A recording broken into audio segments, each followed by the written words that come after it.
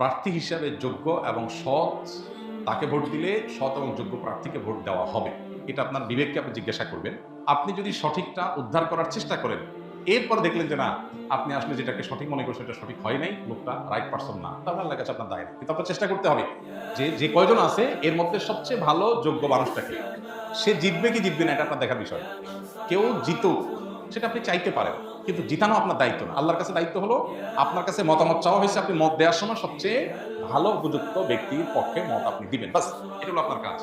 যে লোককে ভোট দিলে আপনার ইমান, আমল, ইসলামের স্বার্থ, মুসলিম উম্মার স্বার্থ সংরক্ষিত হবে, আপনি বিশ্বাস করেন। যাকে ভোট দিলে দেশের সার্বিক উন্নতি হবে, চুরি ডাকাতি হবে না, দুর্নীতি দুই নম্বরই হবে না, যাকে ভোট দিলে আমরা সেখান থেকে উঠার রাস্তা পাবো, তাকে আপনাকে ভোট দিতে হবে।